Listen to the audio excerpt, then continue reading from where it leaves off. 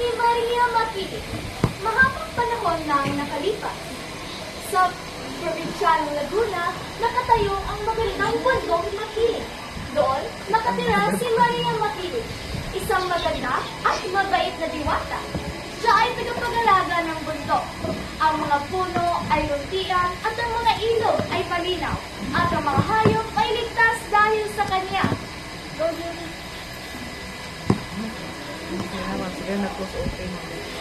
Ako si Maria Makiling.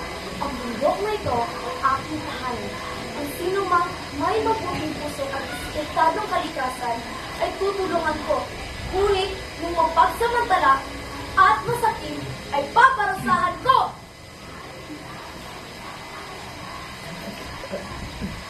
Ang bundok ay parang buhay. May mga prutas na biglang lumalago kapag kailangan natin. At kapag may sakit ng anak ko, may mga dahon mula sa kamot na biglang makikita sa ilalim ng buko.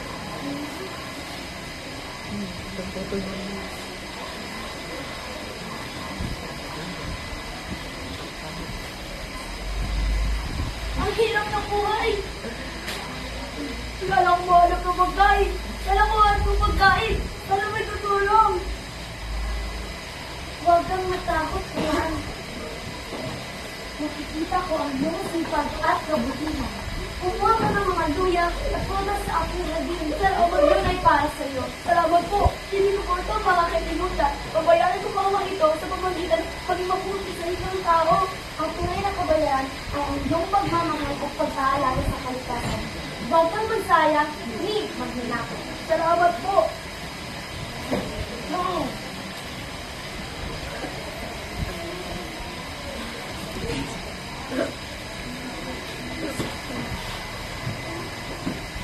Mahal na diwata, ang ating apo ay malagal at wala po kami pera para sa lamon.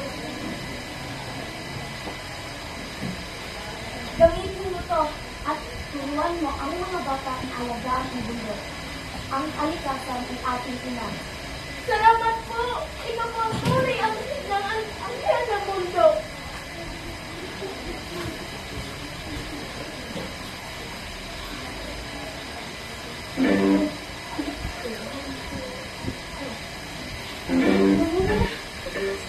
Maria Makiling, ako si Don Pedro. Ma, may-ari ng malalaking lupain. Ikaw ay maganda at may kapangyarihan.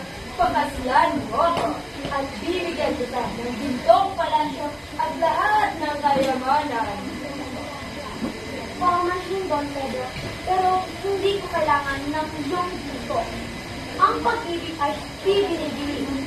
Mas importante sa akin ang tao may mabuting puso at respeto sa kalikasan. Kaya, umalis ka na! Bastos!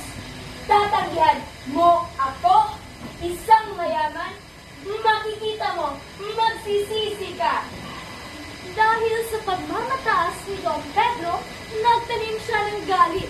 Samantala, si Juan ay patuloy na nagpapakita ng tunay na pagmamahal.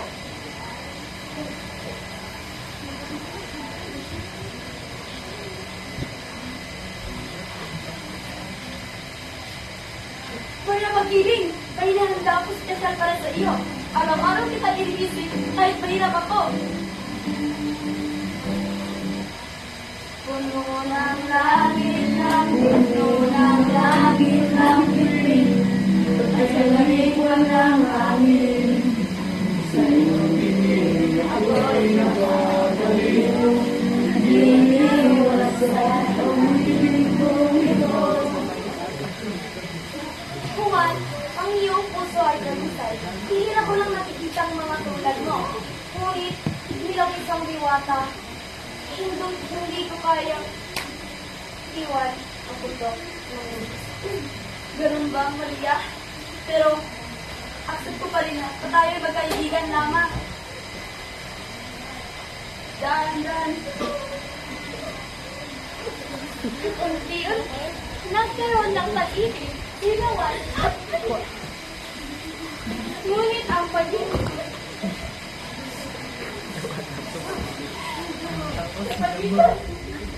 ay hindi ko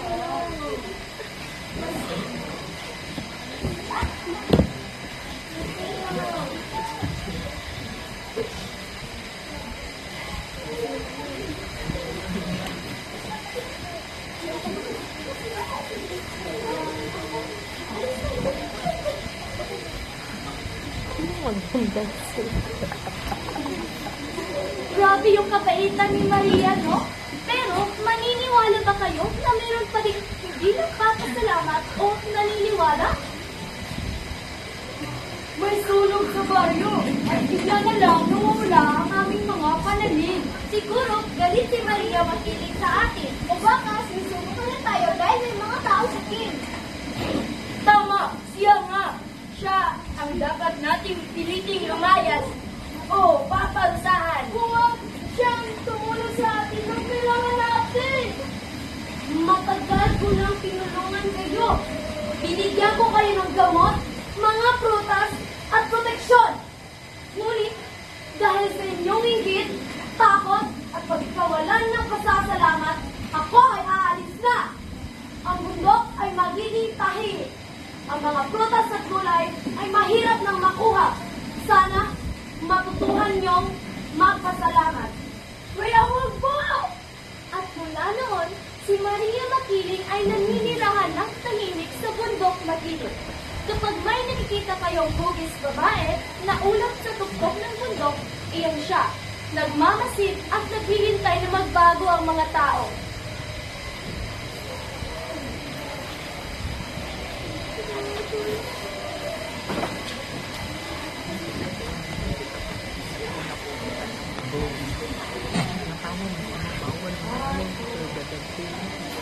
Ano po ang araw ng kwento? Ang araw ng kwento ay alagaan ang kalikasan, maging mabuti sa kapwa, at maging mapagsalamat sa bawat araw. Kapag ginawa niyo ito, mababalik sa magiging kasagana ang bundok. Ang alamat ni Maria Makiling ay paalala sa ating lahat. Ang kabutihan ay nagbabalik ng biyaya, habang ang kasakiman ay nagdudulot ng pagkawala.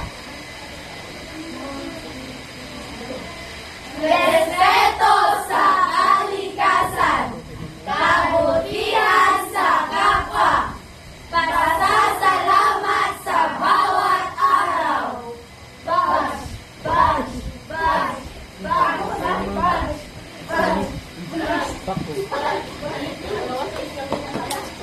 Okay, sige. So, i-clean sa i-tidy sa ang area.